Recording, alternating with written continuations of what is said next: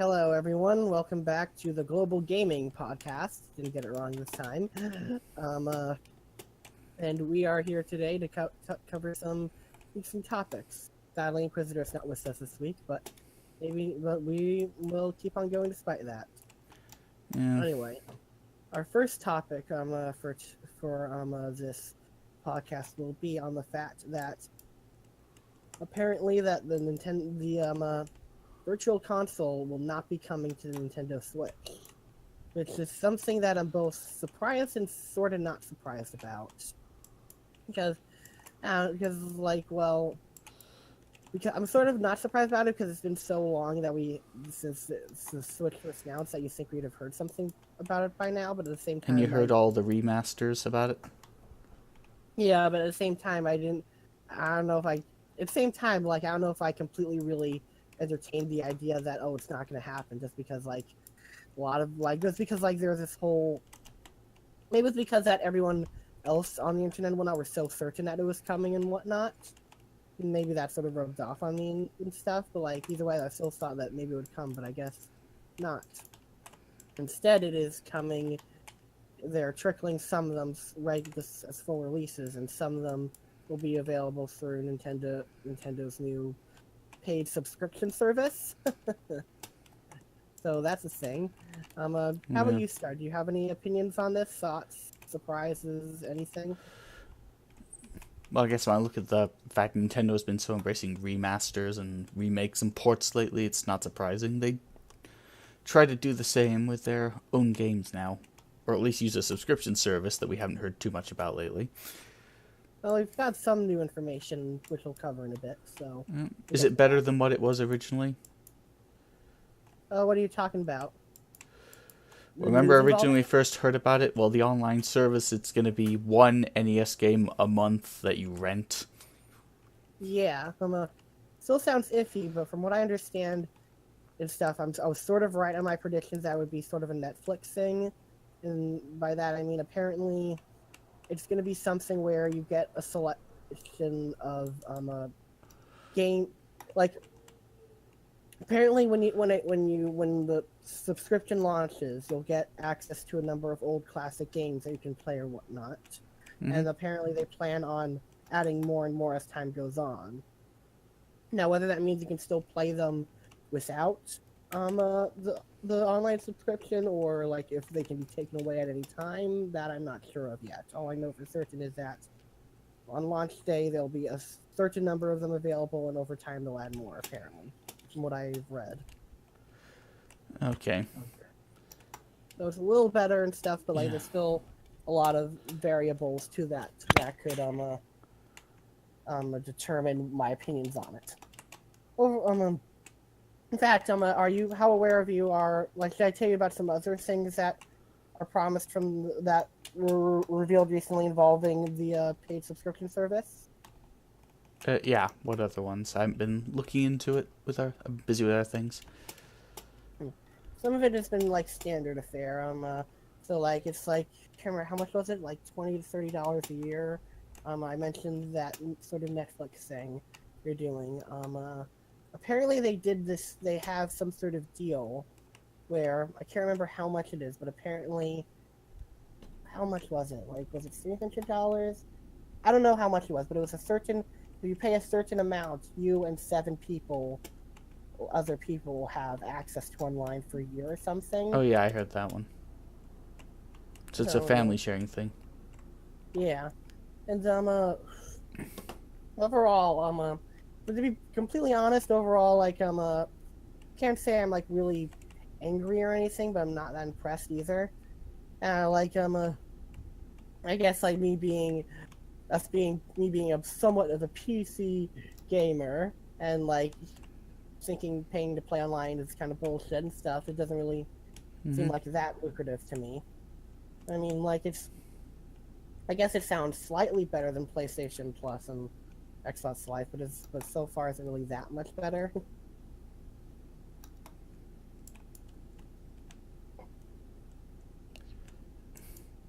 Well, the price is cheaper, I guess. That's one thing. Yeah. Doesn't sound much different from PlayStation Plus, but at least the price is different. guess like that is something. Well, like, I prefer if there's no price at all, but it is cheaper. Well, I can understand why they do it. I mean, your competition's doing it, and they're making a massive killing off it. That's why Microsoft did it. Yeah, maybe that's why consoles need to die. Maybe we should all put them in the gas chambers and get rid of them and let PC. So you want to let the console die, kill it if you have to, then. I was. What? Well, I didn't say anything about the word. I made a promise to myself I was going to try to avoid that topic going forward. And you Hey, just... I didn't say anything about the topic specifically. I didn't. Well, yes, it should end, and you should kill it if you have to. Mm-hmm. And I'm sure a certain person would agree with me. Yes. And he would have no problems and stuff. Anyway, what else was I saying? Oh yeah, had to sidetrack there for a second. Kind of sad to me though that like soon, before you know it, PC will be the last bastion of free-to-play online games and stuff. Well, not, you know what I mean. Mm. However, I've heard rumors, like, and I want to say this completely. I want to be really careful how I say this. This is 100% just a rumor I saw randomly on Twitter, and so this is probably bullshit. But just in case, I feel like I want to report this. I've heard rumors that for some Nintendo first-party games, that the online service might not be required. Maybe only for third-party games, but that's just some rumor I've heard. For all I know, it could have been just something someone's pulling out of their ass. But if that is the case, I think that would be pretty cool. What do you think of the likelihood of that rumor being true? Do you think think like it was just probably someone pulling out of their ass, or do you think there's any chance of there being truth to it? There could be truth to it.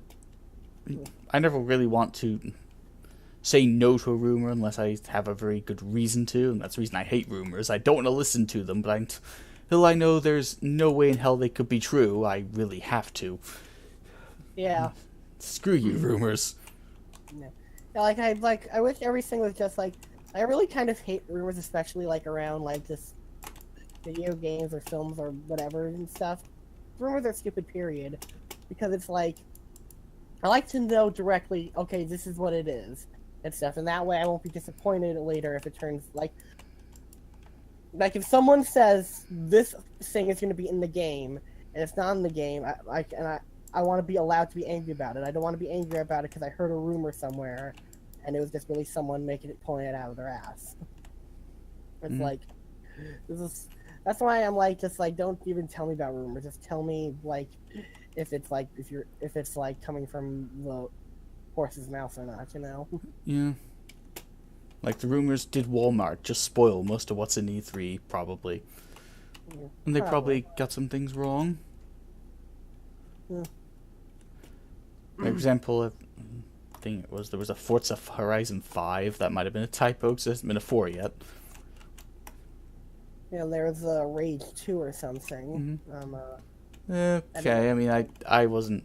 Rage didn't really blow me away, the first one.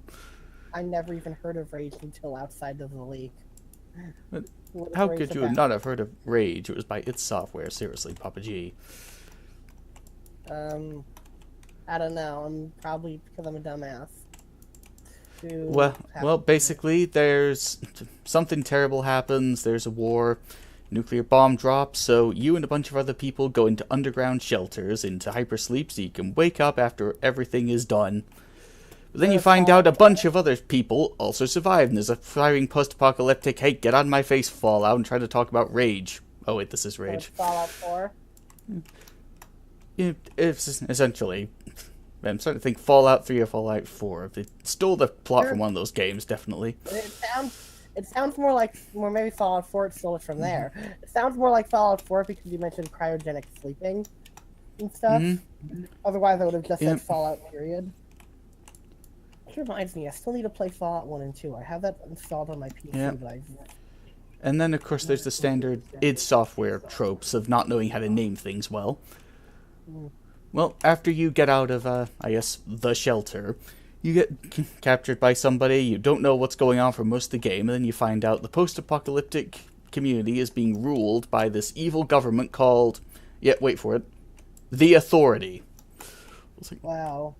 Okay, well, I guess the Authority came up with that name with the writers on the table. Okay. And I thought the other day I was thinking some of the names from Star Wars was a bit on the nose. It's like the Rebellion and the Empire and the Senate and whatnot. But that's taking on the nose to a whole new level. Yep. And so I guess the rebels, are fighting against the Authority, and they say, I am the chosen one who will defeat them all. My awakening is proof they haven't gotten to me yet, so I need to defeat them, I guess. Okay. And it's even weirder, because while I hear these guys are supposedly in charge, they're oppressing everyone, you rarely ever see the Authority. You only see them in very exact specific missions, like going into a prison and breaking somebody out. Right.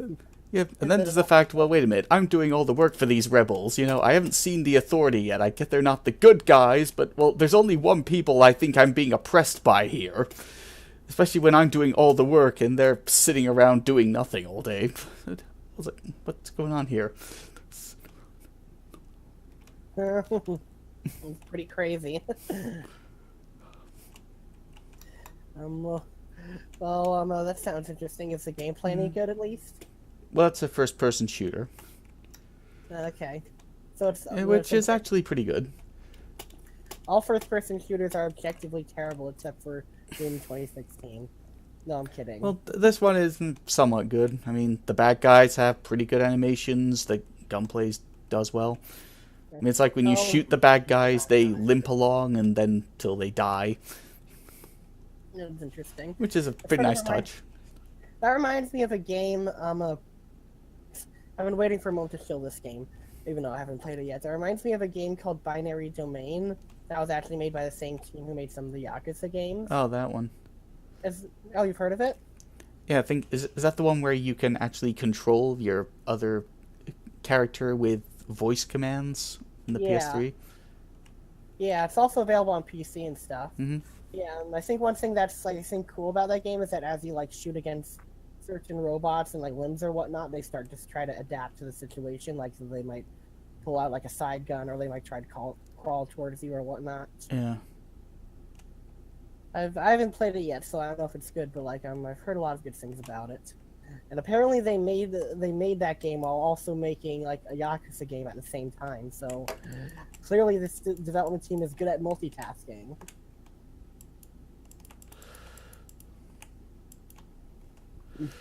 Yep. So what else could we talk about? Oh yeah, I know another thing. Should we move on, or do you have anything else you have to say? Not on that topic, no. Okay, so next thing we'll ask is, Ken/Will Sony make something similar to the Nintendo Switch? And this is made sort of in response to Digital Foundry's recent video, as well as the fact that several, not even months ago, maybe a year ago, there were some patents that were released that looked like Sony was making a handheld thing, but the important thing to remember about patents is that just because they have them doesn't mean they'll actually act on it. It just normally is a precaution, I think. But I'd love to hear your opinions first, Dolphin, and then I'll give my 2 cents. Well, after watching the Digital Foundry video I sent you, I'm not entirely sure they would. I mean, I guess if anyone could do it, it's Sony, but I think really what Sony's focusing on, I don't think that's their market. They're trying to focus on having more power at the moment. Yeah. Probably they could do it and stuff. I could see it happening. But at the same time, like you said, yeah, it's it seems like their main investment is making AAA pretty games and whatnot. And I guess buying out some other cool developers to make games and whatnot that keep people like me enslaved to their system. Yeah, all the exclusive games that keep you stuck with them. And as I say, before anyone says, I'm not referring a lot of people will probably make fun of me and say oh, do you mean those AAA ones? Most of the AAA Sony games I really don't care about. There's 2 or 3 I kind of care about. But most of the ones I care about are generally the ones that not no one talks about, but like kind of deserve more attention, but for some reason don't get as much. Like Gravity Rush, for example, is a good one I've been playing recently. Yeah. I mentioned Persona 5 and Yakuza to death. What else is there? Jesus Christ, there was other ones, but I can't remember them right now. You'll just have to take my word that there were others. Maybe there aren't, but like either way though, Mm-hmm. everyone like they'll have some like good games that would like fit perfectly on other consoles and other systems. For some reason, they stay exclusive there, probably to keep madmen like me there. But whatever. Yeah, Gravity Rush, for example, I really like that one. It's pretty. It really is very unique, not just for like the PlayStation, but like for games in general. I think if that game were to be ported to PC, it would get a like even bigger fan base and whatnot. So. Yeah. I do wonder how you'd work mouse and keyboard controls into that, but I think it would work well on PC. Yeah. Worst comes to worst, you can always just make it controller required. Yeah. Games like that tend to be unpopular, but Dark Souls, I think, gets away with it, mostly. I mean, you don't use mouse and keyboard with that game unless you're really in for a challenge. Yeah. I mean, I guess so. I guess that is true and stuff. But like, at the same time, I'm just sort of like, I mean, sorry, excuse me. I do agree with you and stuff, and like but it's like at the same time, like, as much as I love the mouse and keyboard, and I think it's like really great and super good, sometimes it's just like for certain games, I feel like the controllers are better. And maybe that makes me a console peasant for saying that, but like. No, I believe that as well. Yeah. I'm not. Yeah. For the record, I'm not saying consoles are better. I'm saying certain controllers I think are better for certain games. Yeah. I mean, for the game I'm playing right now, Titanfall 2, you'd never catch me using a controller for this game. Yeah. But for Dishonored, well, put it this way, you would never, ever catch me using mouse and keyboard for Dishonored. Yeah, sort of like you'd probably never catch me playing like Cuphead with a controller, but you'd probably never also catch me playing with a controller with like you'd probably. Let me rephrase that. You'd probably never catch me playing with a keyboard and mouse on games like Cuphead, for an example, but like you'd only ever see me playing first-person shooters or tactics like games like Dragon Age Origins with only like a PC and with a keyboard and mouse. But yeah, you do make a good point. I wonder how that game would be with some keyboard and mouse controls. It probably would be. Yeah, Gravity Rush. Probably wouldn't be too hard to enable them, but anyway, like back to what we were saying earlier. Could Sony the thing is like Sony already has a handheld, the Vita, which hasn't done too well. I mean, I have it and I play on it every once in a while, but it's like at the same time it's like would I really recommend it to other people? Probably not. I mostly do it just because like I can buy really old games and play them on the go and stuff.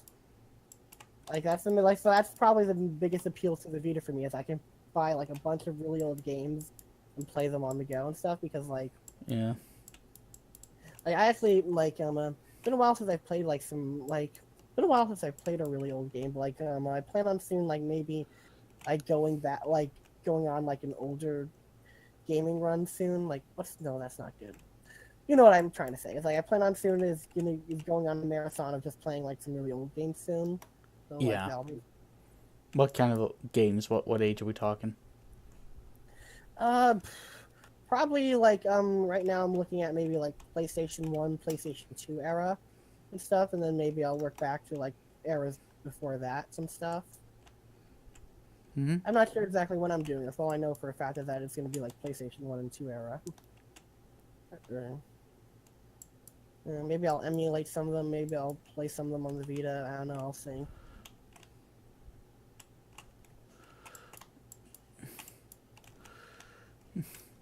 Or you can try emulating them on the computer. That could be a Yeah, I mentioned that. incentive. I am sorry, I was focusing on the game. I'm under attack from all sides here. That's okay. What else are we going to talk about? Didn't you have one other topic that you said you wanted to talk about? I don't remember. Trying to remember. Well, there was our bet and solo. Oh yeah, that's right. Um, so me and DolphinVi like to chat a bit. Like outside of this podcast, like we'll talk about what we do for Yeah. the podcast, and sometimes we'll just like post with each other, like let's say random jokes or just say what's on our mind or whatnot. Hmm. Um, and while we're doing it, I just like I can't remember how it started. I could probably send a text messages later to find out how it started, but like Yeah, it we somehow text each other too. That's how close we are. like okay, oh yeah, that's right. I probably shouldn't have mentioned that. Sorry. I mean, I don't mind you bringing our personal life into it, Papa G. But you want to get that personal? Do you want to edit that out? Do you want to edit that out or? Oh hell no! Lots of tension that part. Oh yeah. Well, we mostly text each other because it's like I am sometimes go days without going to my computer, so like this way DolphinV can remind me, hey, we're doing this and stuff, and without me forgetting. Yeah. So that's why. The problem Like with anyway, Discord, it's really bad at notifying you of messages right away, isn't it? anyway, we were talking and stuff, and like, I remember how we briefly started talking about Solo and whatnot, and how it'll probably be a bad movie. And we led to us making a bet where I betted that or, actually no, you were the one who brought it up, DolphinV. I said, what would you do if Solo ends up being a masterpiece? And do you want to say what you said you would do, or should I? Oh, just a moment. Someone's asking for me. Okay, well, Yeah, someone in the house. Okay, one moment.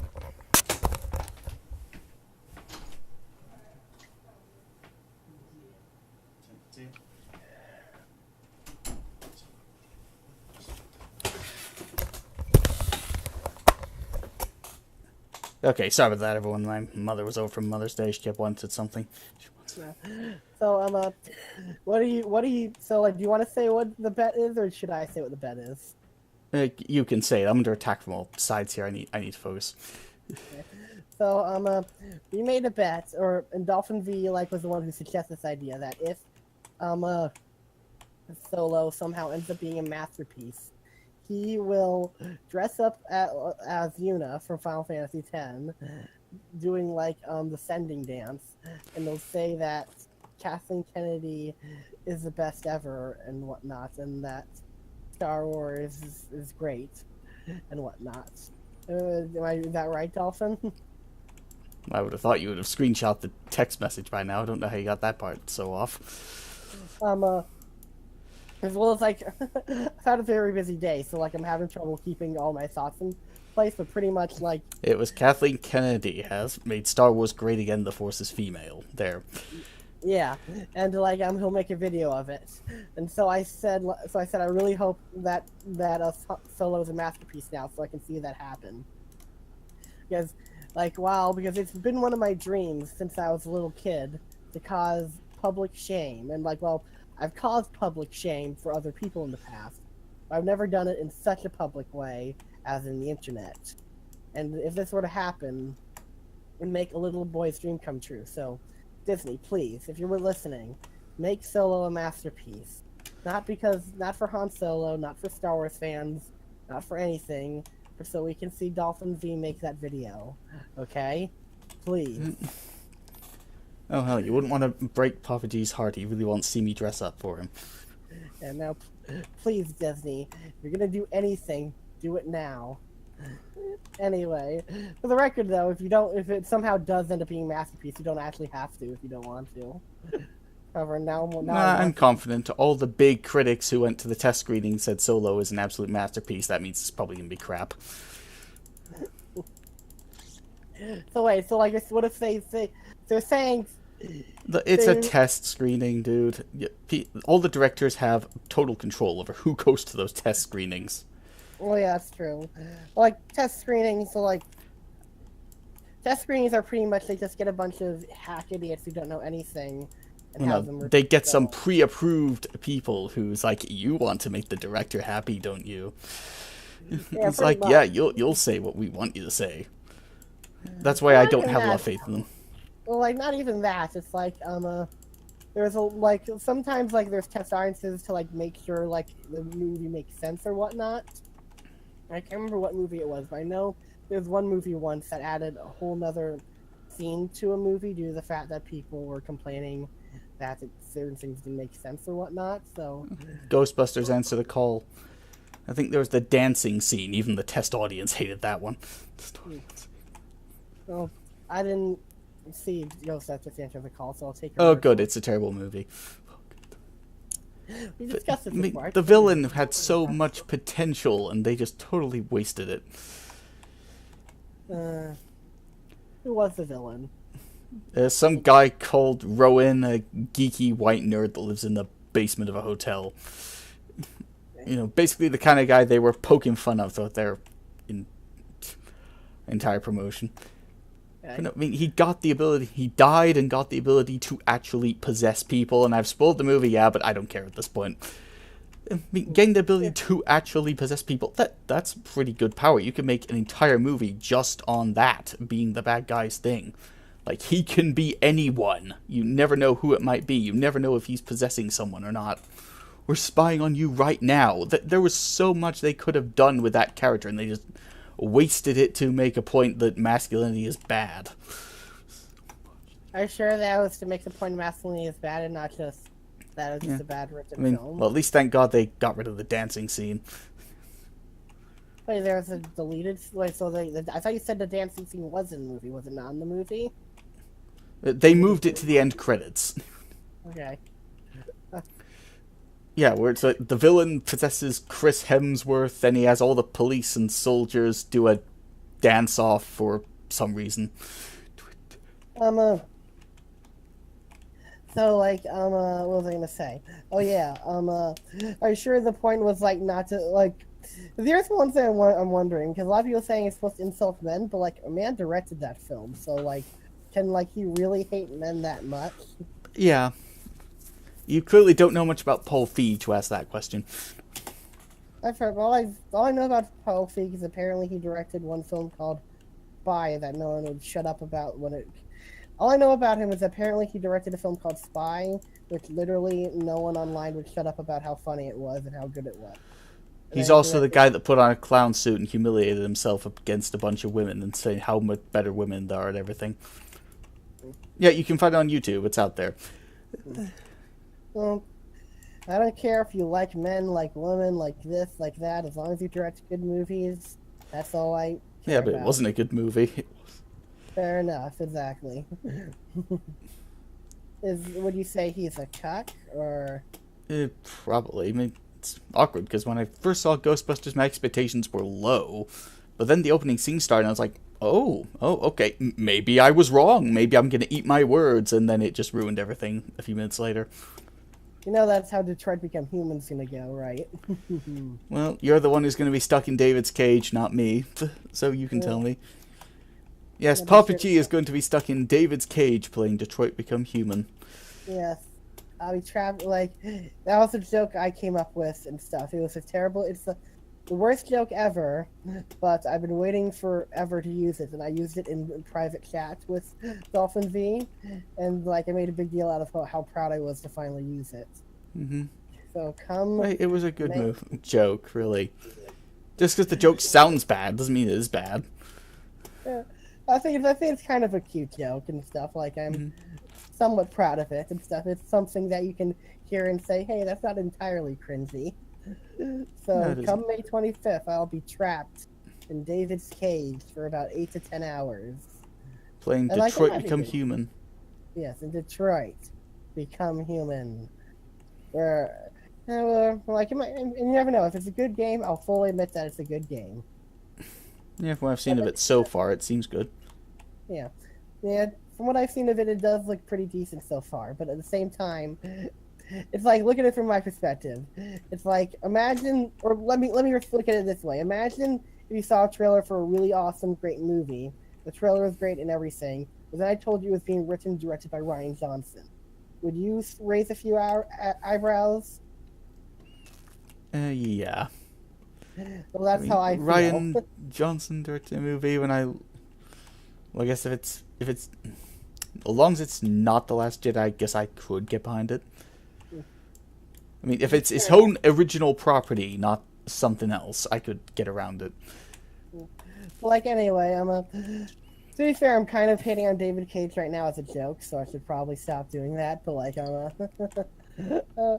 seriousness, no, Detroit looks promising. It could be good, could be terrible. I don't know. Either way, though, at the end of the day, all that matters is that The Last Jedi did nothing wrong, and everyone knows that's objective fact. A subjective fact, eh? Yes, it is. That's the first I've heard of that one. I can prove it with science. Oh, really? You can prove a subjective fact with science. I can. You see.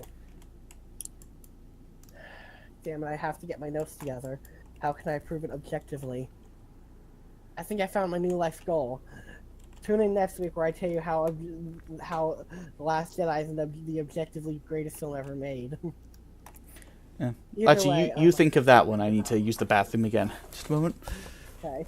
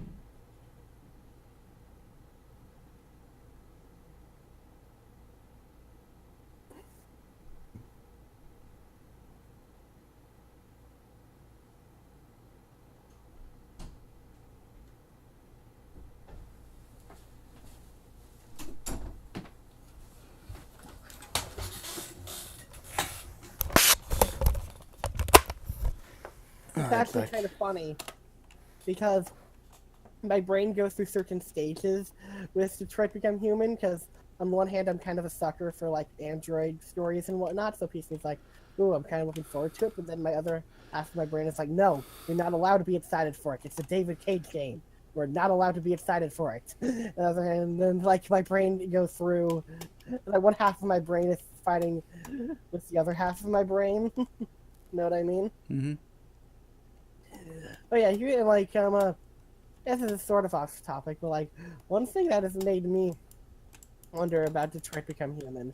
This is a very small thing that's probably not going to matter a lot in the long run, but it's still something that I wanted to bring up just for the heck of it. Also because we don't have that much to talk about. But like if you don't know, Detroit Become Human sort of was born from a tech demo David Cage made about 6 years ago called Kara. Do you know about that? No.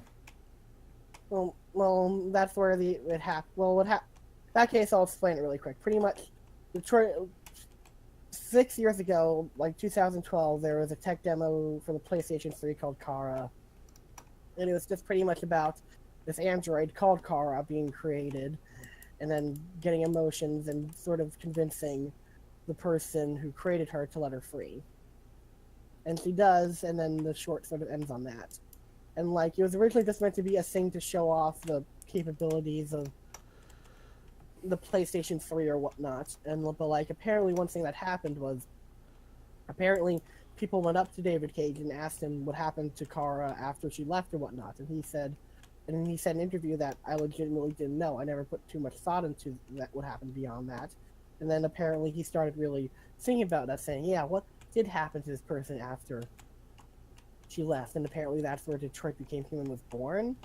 And in the very early trailers, like the very earliest trailer for Detroit Become Human, it looked like it was following this character, Kara, who escaped from the factory or whatnot. Then you fast forward to some more recent trailers, and it looks like the Kara that's being shown up now is like a completely different character and a completely different situation. So I'm like wondering in my head, like, wait, what? What's going on? I guess it doesn't really matter and stuff, but still, it's something like that was bothering me recently. Because in the very early trailers, it made it seem like it was a direct continuation of the short film he made. But now it seems more like it's just inspired by the short film. It's weird. You know what I mean? Yeah, but I'm pretty sure it'll be a good game. Yeah. Yeah, and so Papa G will be forced to admit that a David Cage game is good. If I do, If you think what he wants me to do is bad, just imagine that for him. yeah. No matter what, I'll feel pain going into Detroit Become Human. If it's a bad game, then I'll feel pain. If it's a good game, then I'll probably get several seizures having to admit the fact that David Cage made a good game. So, either way, much pain will be had, and I'll end up in hell. No, you won't. But like, No, you're a resilient platypus. I believe you'll get through it. You're right. I will, one way or another, I will get through it. No matter. This is kind of sad to see about it, because no matter what, I'm fucked. If it's a bad game, then I'm playing a bad game. If it's a good game, then I have to admit that David Cage made a good game. Yeah. How am I going to survive? Yeah, I mean, Star Wars probably isn't going to survive much more Kathleen Kennedy, but I believe that I'll survive whatever she throws at me.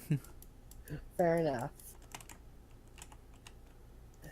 Anyway, but yeah, like like back on the other topic though. I know in the long run that probably means like nothing. That little complaint I had like is nothing, not a big deal. But still, I can't help but be bothered by that, just because like the very early trailers made it seem like it was directly following the events of the short film, and now it just seems like the Kara that's in this game, based on more recent trailers, is just a completely different character.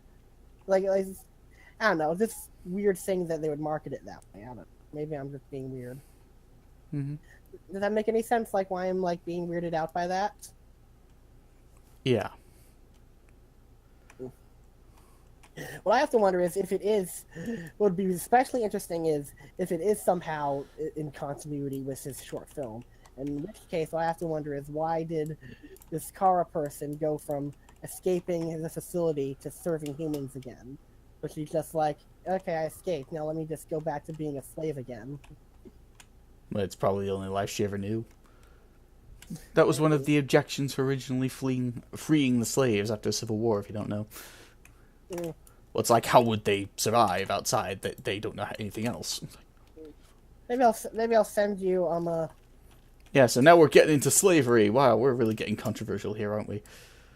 Well, yeah, that's another thing. Like, one thing that's weird is that in some interviews, like David Cage doesn't seem to know entirely what his game's about. Like in some interviews, he said that with Detroit Become Human, he's hoping it's not about. In one interview, he said Detroit Become Human, it's not about androids, more about what it means to be human, what it means to be this or that. But then in another interview, he said that, oh, it's just like, I'm not really trying to get any message across. I'm just trying to tell a story about, like, these androids trying to survive or whatnot. That sounds a lot more like Nier Automata than Detroit Become Human, really. I know, but, like, my problem is that which is it, David? Is it, like, are you trying to make a story that has a message, or are you making just making a story just for the fun of it? Because, like, there's two different interviews that say very different things. Damn. Like, that's always something that confuses me. Like, he's not the only one to do that. Like, it always confuses me when I see directors or writers and stuff that, like, say, my story's meant to tell this message, and then in, like, another interview they'll just say, oh, it's meaningless and whatnot. Like, well, no story is meaningless, so I know that's bullshit.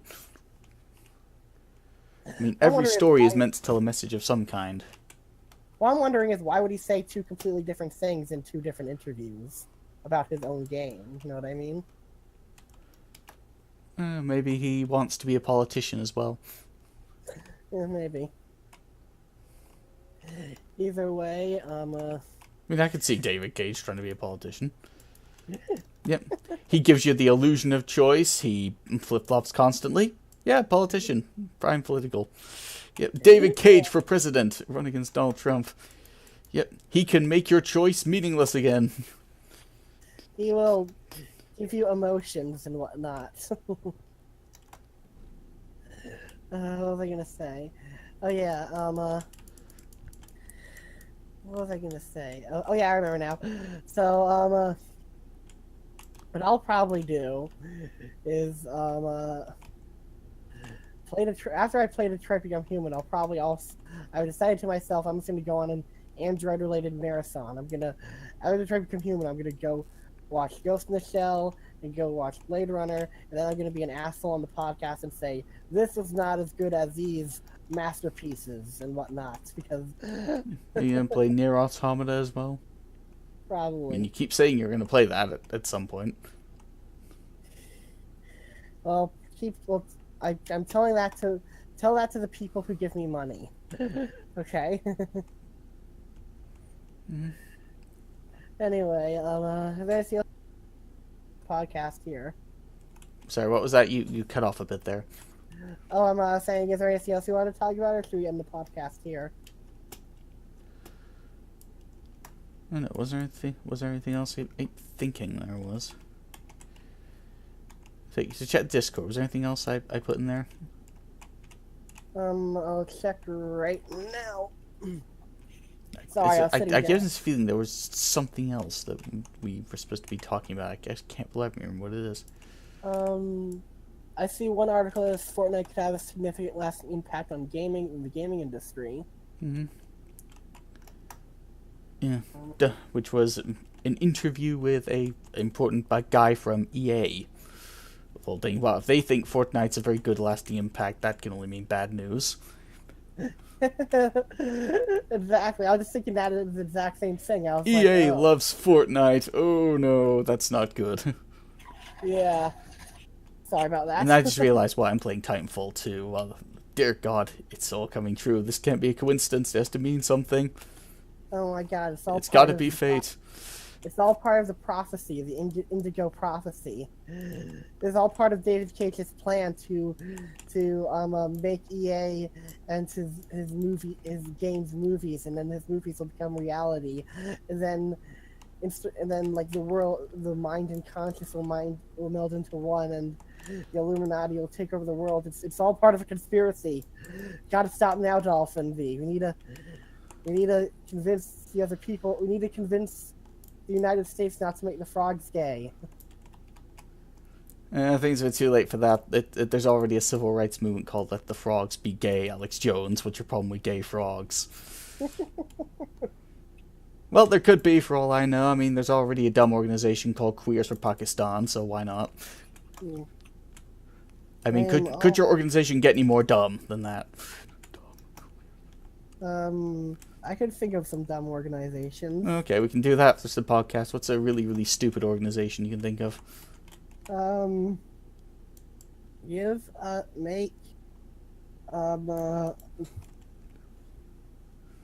think, what would be a great... Oh yeah, I know. Make Kratos a murdering psychopath again. You don't like developing characters. You like things that are the same, not different. Or make it more like The Last of Us than it already is. Mm-hmm. So that could be a new segment in the podcast. Let's make really, really stupid organizations. What's the dumbest one you can think of?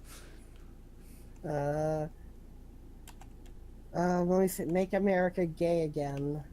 Let's create concentration camps where you take straight people and make them fall in love with people of the same sex. That'd be fun. So an organization to make America gay. Yes. You said you wanted to think you're crazy once and stuff, and I was giving it. Okay.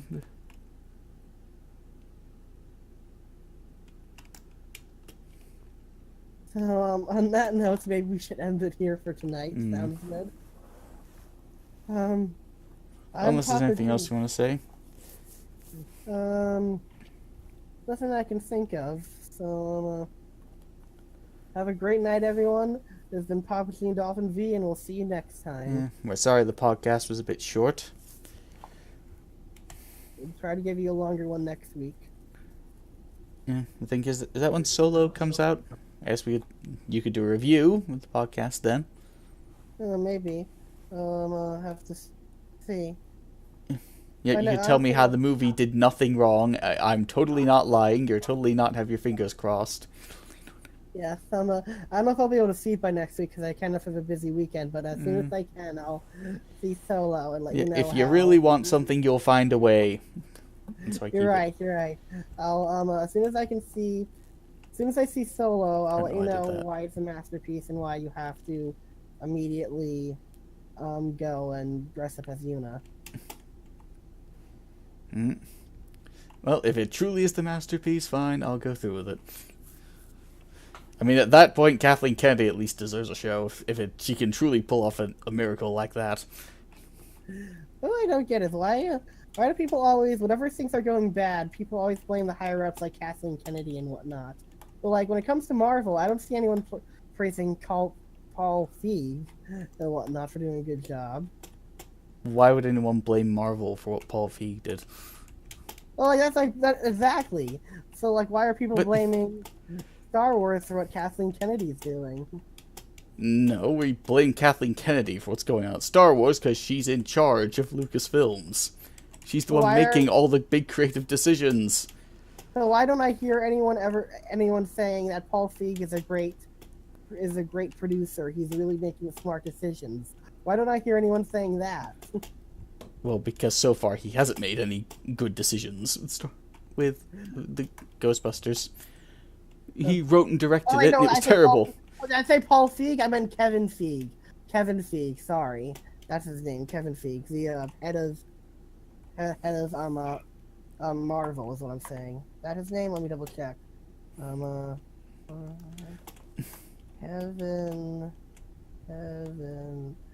Feig, F-I-E-G.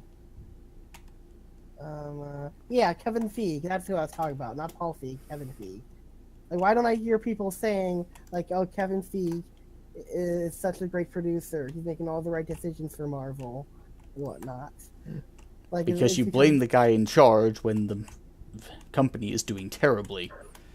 And it's all the little If a guys. company's doing terribly, then it's often because the leader is incompetent. Yeah, but like, what I'm trying to say is, why don't I hear, if that's the case, then why don't I hear more people singing, a Kevin Feig's name and stuff as a good producer? Well, probably most people don't even know who he is. Fair enough. But people know who Kathleen Kennedy is because it's Star Wars, right? Yeah, because she's made a name for herself. To be fair, Kathleen Kennedy has been in like Hollywood for like years. Like, she isn't some new person, to be fair. Yeah, but it's only now she's really gone into the whole creative area. Something I still wonder why exactly George Lucas let her be the creative leader of Lucasfilms when he left. I mean, she was never in charge of anything created before. She was always the producer. She handled money. Yeah. Well, So I don't know, maybe he was just getting on in his years. I think Jar Jar Binks was the proof that, yeah, it was time for him to go. Yeah. To be fair, though, like, as far as I know, he's still, like, mostly in producer role. Like, what I can understand is that in Star Wars, he's still just sort of a producer role, but he's just, like, assigning directors to films and whatnot, so I guess he does have more of a creative control and stuff, because, like, he's saying who gets to do what. Yeah, and kicking people off for creative differences, as she's calling it.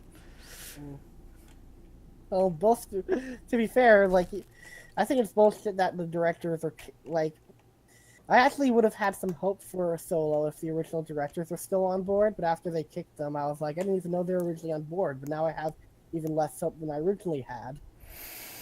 To be fair, they said it was creative differences, too. Anyway, we'll talk to you guys. And for the record, I'm not defending Kathleen Kennedy. I'm just, like, I'm just looking on both sides, okay? Yeah, but no progress gets done when you look at both sides. You look at one side, that's what gets results. Oh, no, that's how wars start. Anyway, we'll continue the discussion next time. I'm Papa G, and I've been with DolphinVi. Have a great day, everyone. Goodbye. See ya.